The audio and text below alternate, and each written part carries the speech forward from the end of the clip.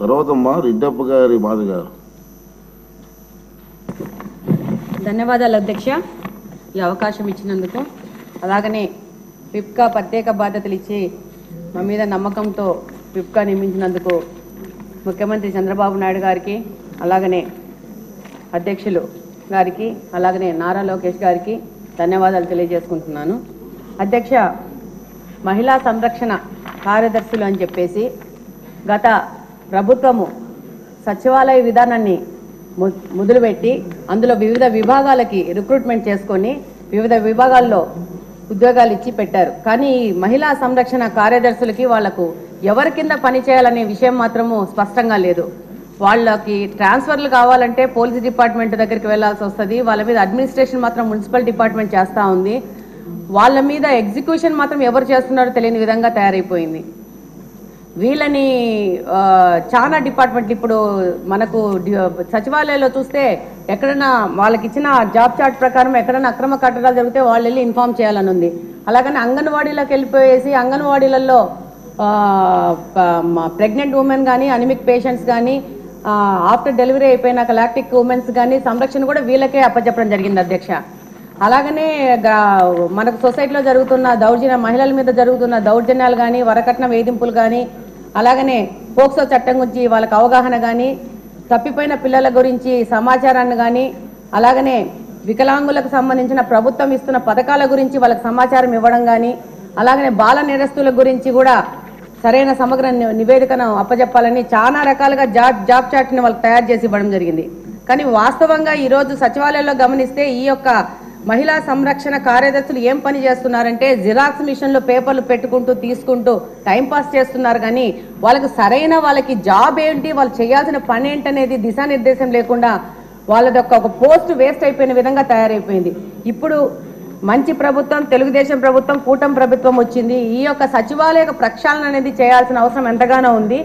వీళ్ళకి వీళ్ళ డ్యూటీస్ అనేసి ఒకసారి ప్రభుత్వం ఆలోచించి వాళ్ళకి సరైన దిశానిర్దేశం ఇవ్వాల్సిన అవసరం ఉంది అధ్యక్ష. నమస్కారం అధ్యక్ష. శ్రీమతి విజయశ్రీ గారు.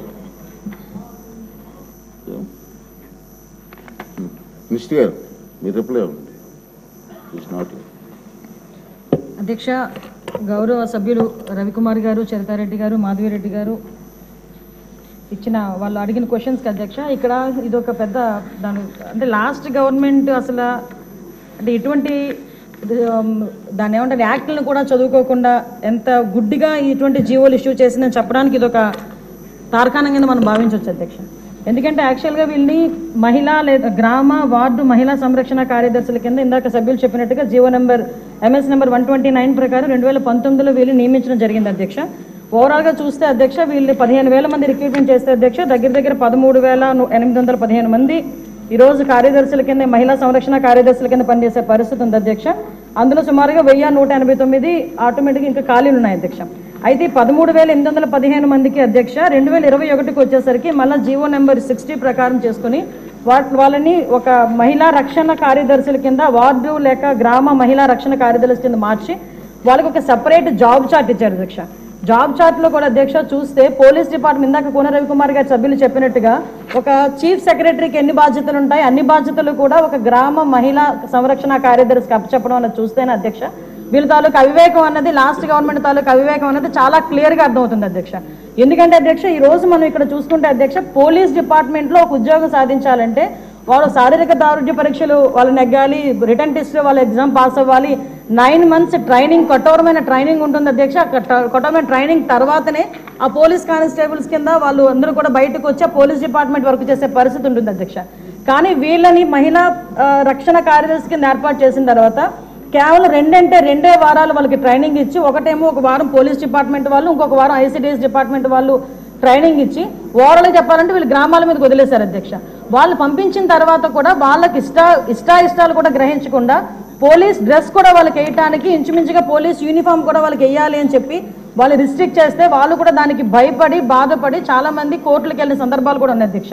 ఈరోజు కోర్టులో దగ్గర 7 రిట్ పిటిషన్లు మహిళా కార్యదర్శికి సంబంధించి ఆ పోలీస్ డ్రెస్ విషయంలోని కానీ వీళ్ళు జాబ్ చార్ట్ ఒక అవగాహన లేకుండా డబ్బులు ఇచ్చుకొని పెట్టుకున్నాడు కదా, ఆ మేధావులందరూ కలిపి ఆ మేధావులందరూ కలిపి ఆల్రెడీ 12,000 మంది వీళ్ళు పనిచేస్తున్నారు కదా, వీళ్ళని మనం పోలీసుల కింద కన్వర్ట్ చేసేస్తే వాటిని తగ్గించి వచ్చని ఒక ఉచిత సలహా పడేశారు అధ్యక్ష.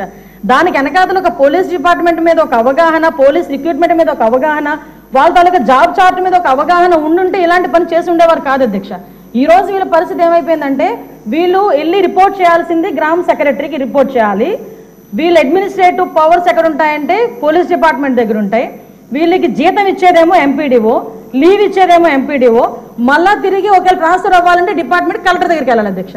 అంటే వీళ్ళకి సంబంధించి ఒక అథారిటేటివ్ ఆఫీసర్ ఒకరు కూడా లేక ఇన్ని డిపార్ట్మెంట్స్తో పోనీ పైకి వచ్చిన తర్వాత ఏదైనా పని చేద్దామంటే వీళ్ళు తాలూకా అంటే పైత్యం ఎంత పెరిగిపోయిందంటే లాస్ట్ గవర్నమెంట్కి వీళ్ళ చేతే తక్కువ జీతాలు ఇచ్చి ఎక్కువ పని చేయించుకుందామని క్రైమ్ ఆఫ్ ఎఫెన్స్ దగ్గర కూడా కాపాడడానికి కూడా వీళ్ళు తీసుకెళ్లాలంట. నాన్ బెయిలబుల్ వారెంట్లకు సంబంధించి వీళ్ళు సపోర్ట్ చేయాలంట.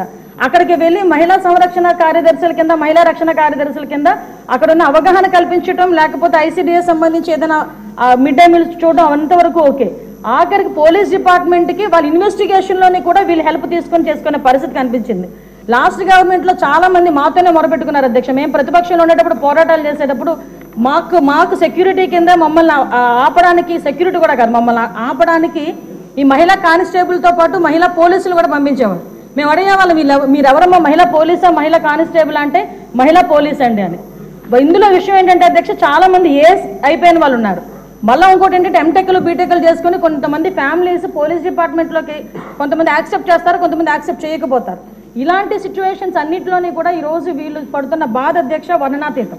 ఇంకొకటి ఇందులో కొసమేర్పు ఏంటంటే ఎన్నో సంవత్సరాల కానిస్టేబుల్ కింద చేస్తే హెడ్ కానిస్టేబుల్ ప్రమోషన్ వస్తుంది. హెడ్ కానిస్టేబుల్ దగ్గర నుంచి ఒక ఏఎస్ఐ, ఎస్ఐ, సిఏ ర్యాంక్ వరకు వెళ్తారు. వీళ్ళు ఎటువంటి రిక్రూట్మెంట్ లేదు, ఎటువంటి శారీరక దృఢ పరీక్షలు లేవు, ఎటువంటి రిటర్న్ టెస్టులు లేవు, ఎటువంటి ట్రైనింగ్స్ లేవు. వీళ్ళకి కూడా మహిళా పోలీస్ దగ్గర నుంచి అప్ టు ఇన్స్పెక్టర్ వరకు కూడా వీళ్ళకి కూడా ఒక ప్రమోషన్ జాబ్ చార్ట్ చేసి ఒక జీవో కూడా రిలీజ్ చేశారు అధ్యక్ష. అంటే వీళ్ళు ఎంత అంటే అవగాహన లేదు. అప్పుడు మనందరూ అనుకునే వాళ్ళం తొగ్గులకు పరిపాలన అని. దానికి ఇది ప్రత్యేక సాక్ష్యం కింద మనం ఈ మహిళా రక్షణ కార్యదర్శుల గురించి చూడాలంటే ఇది మనం చెప్పుకోవచ్చు అధ్యక్ష. ఇన్ని రకాలుగా వీళ్ళు చేసిన అధ్యక్ష, వీళ్ళకి ఏంటంటే అధ్యక్ష ఎస్కార్ట్ డ్యూటీలు, బందోబస్తు డ్యూటీలు, వాళ్ళు అక్కడికి వచ్చి ఏడ్చేవారు అధ్యక్ష. ప్రస్తుతం చాలా మంది మేము వచ్చిన తర్వాత కూడా ఇప్పుడు ఈ విషయంలోనే గౌరవ సభ్యులందరూ కూడా చెప్పడం జరిగింది. వీళ్ళు పోలీస్ డిపార్ట్మెంట్కి సంబంధించిన వాళ్ళ కింద ఉంచాలా, లేకపోతే ఐసీడీఎస్లో మనం పంపించుకోవాలా, వేరే ఎవరికైనా ఏదైనా జాబ్ చార్ట్ ఇచ్చి సపరేట్గా వీళ్ళు ఏదైనా మనం చేయాలా అనేది ఆలోచన చేసుకోవడానికి ఒక సుదీర్ఘమైన చర్చ అయితే జరగాలి అధ్యక్ష. మేము చర్చిస్తాం అధ్యక్ష. నా అప్పీల్ ఏంటంటే ఇక్కడ గౌరవ సభ్యులందరూ ఉన్నారు, గౌరవ సభ్యులందరూ కూడా ఈ విషయంలోనే మనందరికీ కూడా అవగాహన ఉంది. ఈ గౌరవ సభ్యులందరూ కూడా ఈ విషయంలో, ఈ మహిళా కార్యదర్శుల విషయంలో మనం ఏం చేస్తే వాళ్ళ సేవలు వినియోగించుకునేటట్టుగా ఉంటుందో గౌరవ సభ్యులు ఎవరైనా లిఖితపూర్వకంగా మాకు సూచనలు సలహాలు ఇచ్చినా దాన్ని బేస్ చేసుకొని అదేవిధంగా మనం డిపార్ట్మెంట్ వాళ్ళతో కూడా చర్చించి దీని మీద నిర్ణయం తీసుకొని యాజ్ ఎర్లీ యాజ్ పాసిబుల్ మహిళా కార్యదర్శులకి వాళ్ళకి ఒక మహిళా సంరక్షణ కార్యదర్శులకి ఒక జాబ్ చార్ట్ ఇస్తామని చెప్పి సభ ద్వారా మీ ద్వారా సభకు తెలియజేసుకుంటున్నాను అధ్యక్ష.